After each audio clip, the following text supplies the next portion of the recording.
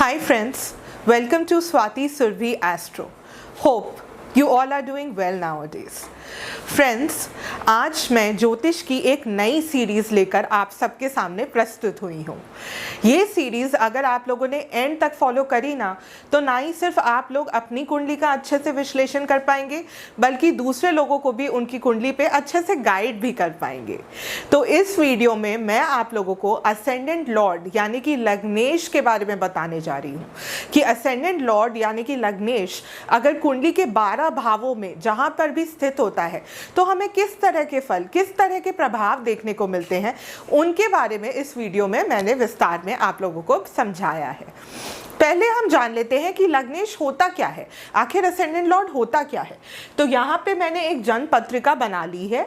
इसमें यहाँ पे फर्स्ट हाउस जो होता है ना, वो हमारा लग्न होता है, यानी कि हम खुद, हमारा असेंडेंट यानी कि हम खुद, वो होता है लग्न। अब देखिए, यहाँ पे मैंने लिख रखे हैं असेंडेंट्स, 12 तरह के असेंडेंट्स और उनके लॉर्ड्स के बारे में।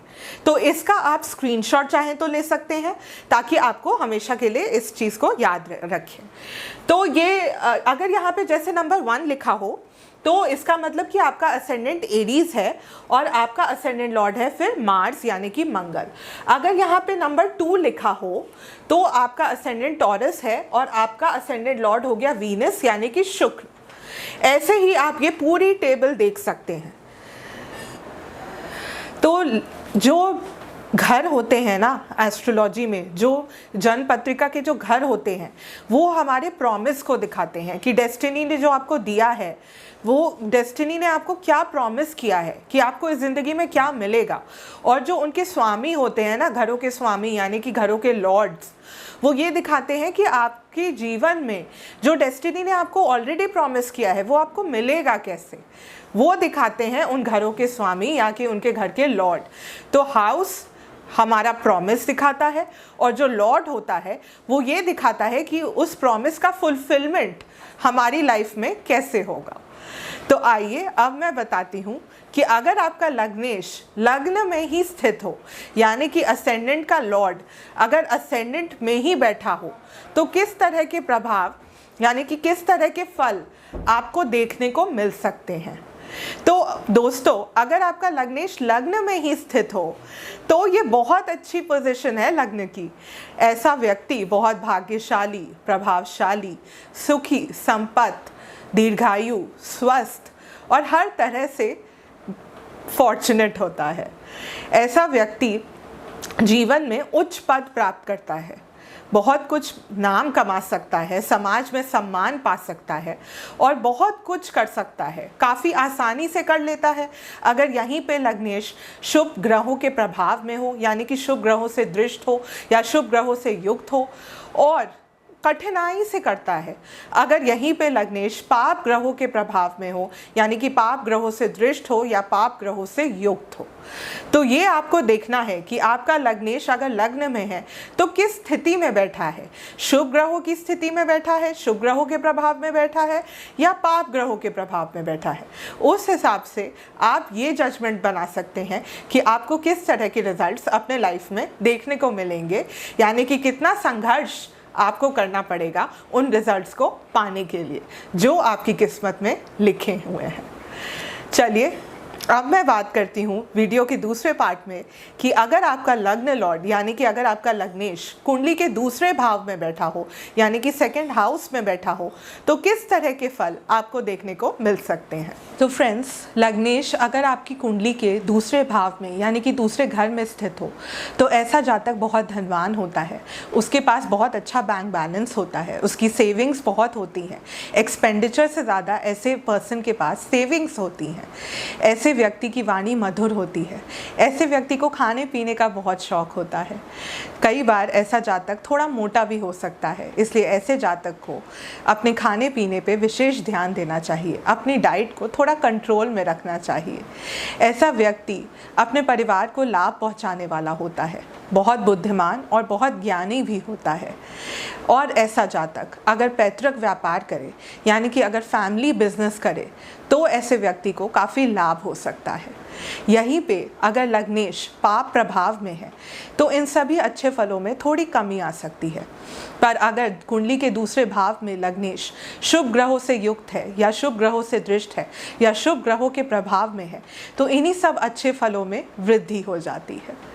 चलिए अब वीडियो के अगले भाग में मैं आपको बताऊंगी कि अगर आपका लग्नेश कुंडली के तीसरे घर में यानी कि तृतीय भाव में स्थित है तो किस तरह के परिणाम आपको देखने को मिल सकते हैं। आपका लग्नेश कुंडली के तृतीय भाव में यानी कि तीसरे घर में स्थित हो तो आप बहुत पराक्रमी और तेजवान व्यक्ति हो सकते हैं।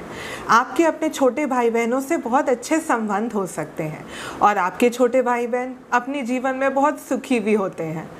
कम्युनिकेशन आपका स्ट्रॉन्ग पॉइंट होता है।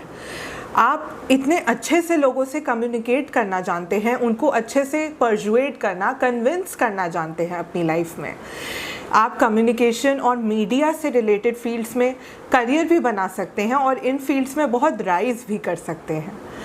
और इसके साथ ही साथ अगर लग्नेश आपका तीसरे घर में स्थित है, आपकी जन्म पत्रिका के तीसरे भाव में स्थित है, तो आप बहुत दानी भी होते हैं। आप सिर्फ धन संचय करने में विश्वास नहीं रखते बल्कि धन का दान करने में, चीज़ों का ध्यान करने में भी बहुत विश्वास रखते हैं।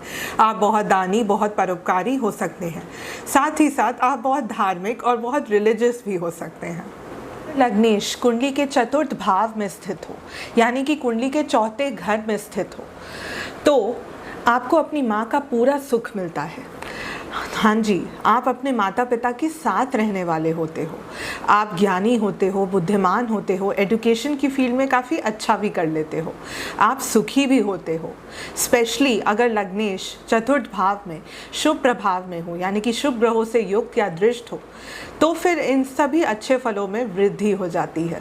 और यहीं पर अगर लग्नेश पाप प्रभाव में हो यानी कि पाप ग्रहों से युक्त या दृष्ट हो तो इन सभी अच्छे फलों में थोड़ी कमी आ जाती है। पैतृक संपत्ति से भी आपको लाभ हो सकता है आप लैंड या प्रॉपर्टी रिलेटेड कुछ काम करें अपने जीवन में और उस काम में काफ़ी सफलता भी पा सकते हैं। लग्नेश आपकी कुंडली के अगर पंचम भाव में स्थित हो यानी कि अगर पांचवें घर में स्थित हो तो आप बहुत बुद्धिमान, ज्ञानी, सुखी, ऐश्वर्य से भरपूर व्यक्ति हो सकते हैं। आप जहाँ जाएं वहाँ पे लोग आपकी बात सुनने लगे, ऐसा आपका एक ऑरा हो सकता है, ऐसा आपका व्यक्तित्व हो सकता है, ऐसी पर्सनालिटी आपकी हो सकती है। आपको डिफरेंट विषयों में रुचि हो सकती है, डिफरेंट कलाओं का ज्ञान हो सकता है। आपकी वाणी भी मधुर हो सकती है। पंचम भाव में अगर लग्नेश शुभ प्रभाव में है तो ये आपको बहुत ज़्यादा बुद्धिमान, बहुत अच्छा कलाकार और बहुत ही अच्छा कम्युनिकेटर और धनवान, सुखी, हर तरह से भाग्यशाली बनाता है। लेकिन अगर यही लग्नेश पंचम भाव में पाप ग्रहों से दृष्ट या युक्त हो या किसी पाप प्रभाव में हो तो आपकी बुद्धि में आप देखेंगे हमेशा कोई ना कोई भ्रम बना रहता है। कई बार आप बहुत विचलित भी हो जाते हैं। कई बार आपको कोई ना कोई विपदा आ जाती है तो आप उसका सामना करने से डरने लगते हैं। आप सोचने लगते हैं कि हमें किसी ना किसी का सहारा मिल जाए और तब हम उस विपदा का समाधान कर सकें। तो ये कुछ स्थिति होती है जब लग्नेश कुंडली के पंचम भाव में यानी कि पांचवें घर में स्थित होता है। अगर लग्नेश कुंडली के छठे भाव में हो यानी कि 6th हाउस में स्थित हो तो आपको किस तरह के रिजल्ट्स देखने को मिल सकते हैं।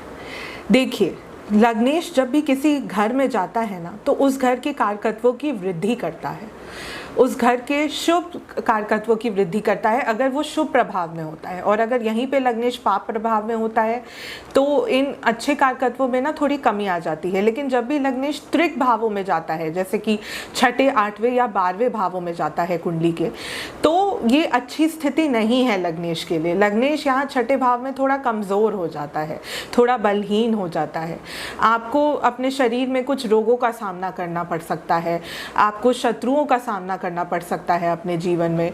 शत्रु, रोग, ऋण, रिपु, इन सब से आप परेशान हो सकते हैं अपनी लाइफ में। लेकिन अगर लग्नेश यहाँ पे अच्छी स्थिति में हो तो ये आप इन सब चीज़ों से ओवरकम कर जाएंगे। इन सब हर्डल्स को आप अपनी स्ट्रेंथ से, अपने बाहुबल से, से, इन सभी मुसीबतों से आप बाहर निकल पाएंगे। और फिर आप लिटिगेशन की फील्ड में अच्छा काम कर सकते हैं, आप अच्छे वकील हो सकते हैं, आप अच्छे वक्ता हो सकते हैं, आप लॉयर अच्छे हो सकते हैं, आप बहुत अच्छे IT प्रोफेशनल हो सकते हैं, IT की फील्ड में आप बहुत अच्छा काम कर सकते हैं। आप कोई भी ऐसा काम बहुत अच्छी तरीके से कर सकते हैं जो एक प्रॉब्लम सॉल्विंग नेचर वाला काम हो। अगर लग्नेश यहाँ पे शुभ प्रभाव में हो तो ये अच्छी स्थिति है, उतनी खराब स्थिति फिर नहीं है। लेकिन अगर लग्नेश यहीं पे छठे भाव में पाप प्रभाव में हो तो काफ़ी बार ये आपको थोड़े कठोर दिल का इंसान भी बना देता है। तो ये आपको देखना होगा कि लग्नेश आपका किस स्थिति में, किस घर में मौजूद है।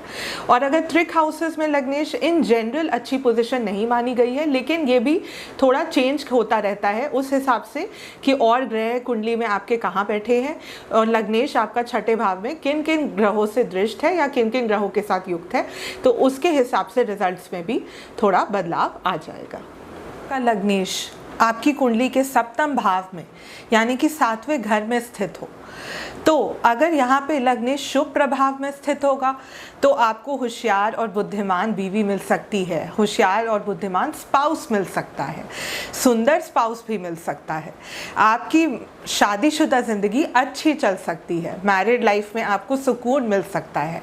अगर आप बिजनेस करो तो आपको लाभ प्राप्त हो सकता है, आपको घूमने का शौक हो सकता है। लेकिन हो सकता है घरेलू जीवन में फिर भी आपके कुछ ना कुछ मनमुटाव होते रहे। लेकिन अगर यहीं पर लग्नेश सप्तम भाव में नीच का हो या पाप प्रभाव में हो या पाप ग्रहों से दृष्ट या युक्त हो तो फिर आपको बिजनेस से थोड़ा नुकसान हो सकता है। पार्टनरशिप में बिजनेस करेंगे तो आपका बिजनेस पार्टनर थोड़ा अनकोऑपरेटिव, अनएडजस्टिंग हो सकता है आपके साथ।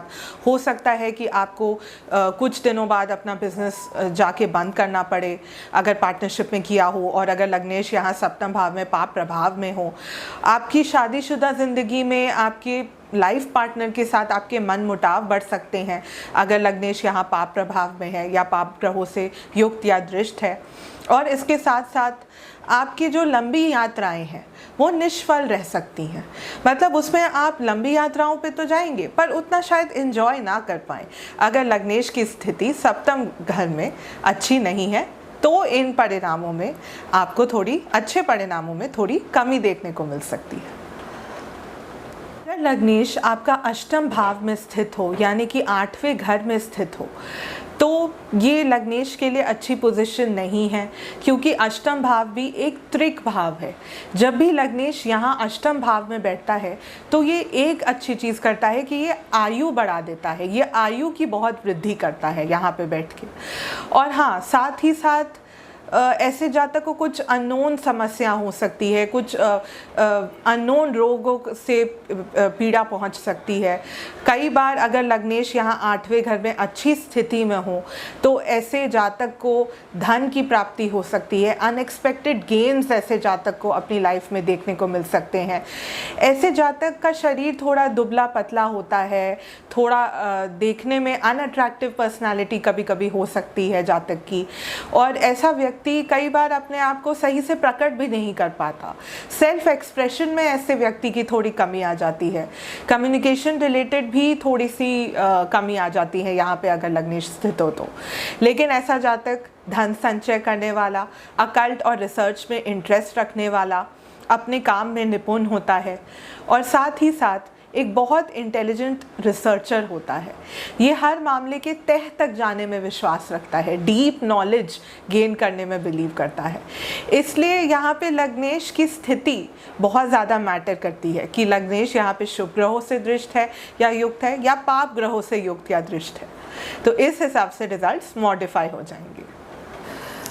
अगर लग्नेश कुंडली के नवम भाव में हो यानी कि 9th हाउस में हो तो ऐसे लोग बहुत भाग्यशाली होते हैं।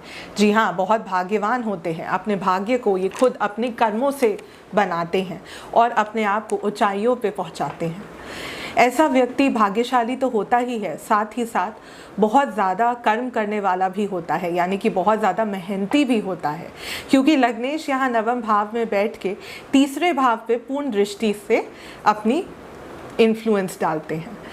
और अगर लग्नेश यहाँ नवम भाव में स्थित हो तो ये बहुत बढ़िया पोजीशन है लग्नेश के लिए।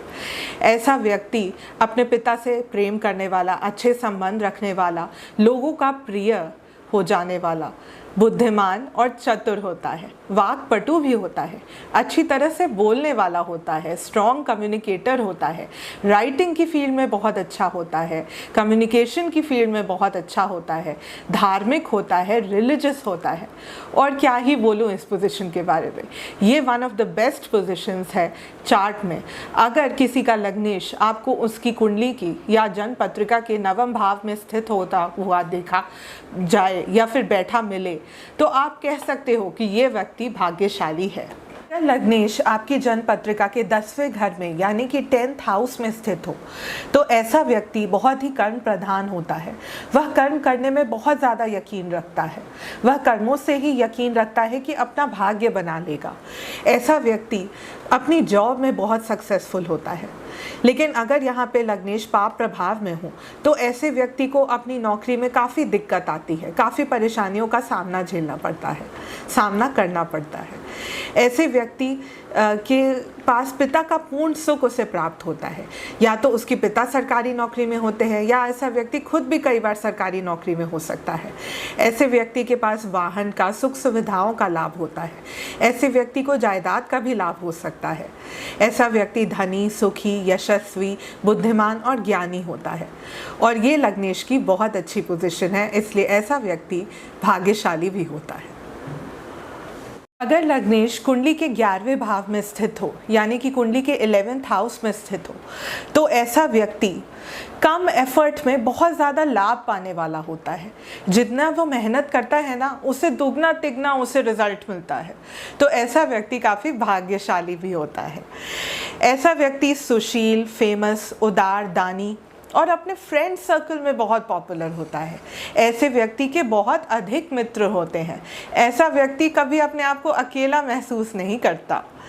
ऐसा व्यक्ति अपने संतान से बहुत अधिक प्रेम करने वाला होता है और कई बार ऐसे व्यक्ति की संतान बहुत तरक्की भी करती है और श्रेष्ठ पद पे भी पहुंचती है, उसका नाम प्राउड करती है।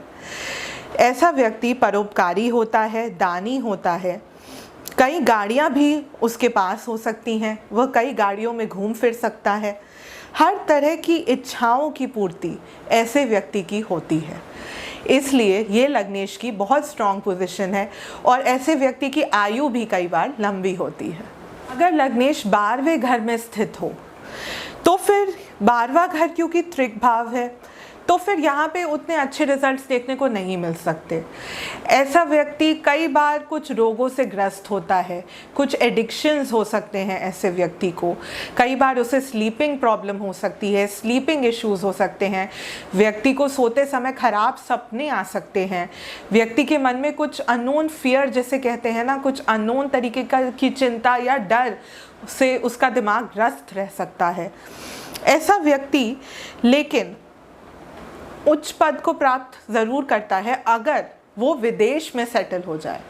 तो ऐसा व्यक्ति विदेश में सेटल कब होता है? जब यहाँ पे लग्नेश की स्थिति 12वें भाव में अच्छी हो, यानी कि लग्नेश यहाँ पे सुग्रही हो, शुभ ग्रहों से दृष्ट या युक्त हो, शुभ प्रभाव में हो, तो ऐसे व्यक्ति की विदेश यात्रा होती है और विदेश में उसे काफ़ी लाभ भी होता है। वह विदेश से रिलेटेड या फॉरेनर से रिलेटेड अगर कुछ काम करे तो उसे काफ़ी फ़ायदा हो सकता है। इम्पोर्ट एक्सपोर्ट से रिलेटेड काम करे तो ऐसे व्यक्ति को काफ़ी लाभ देखने को मिल सकता है।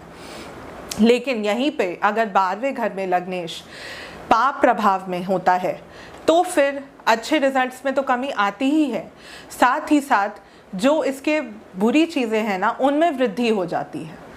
तो परेशानियों में वृद्धि हो जाती है, एक्सपेंसेस बढ़ जाते हैं ऐसे व्यक्ति के।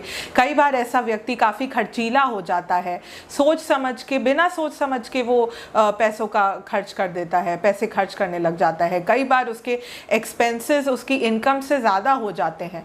कई बार ऐसे इंसान के ऊपर थोड़ा कर्जा भी आ जाता है जिससे वो काफ़ी परेशानी उसे झेलनी पड़ती है अपनी ज़िंदगी में। तो ये थे लग्नेश के 12 भावों पे प्रभाव। आई होप आप लोगों को ये वीडियो थोड़ा सा भी अगर अच्छा लगा हो तो प्लीज़ इसे लाइक ज़रूर कीजिएगा, अपने फ्रेंड्स और फैमिली के साथ इस वीडियो को ज़रूर शेयर कीजिएगा और प्लीज़ प्लीज़ प्लीज़ मेरे चैनल को सब्सक्राइब ज़रूर कीजिएगा। मेरे चैनल का नाम है स्वाति सुरभि एस्ट्रो, और भी ऐसे इस तरह के वीडियोस आप लोगों के लिए लाती रहूँगी। धन्यवाद।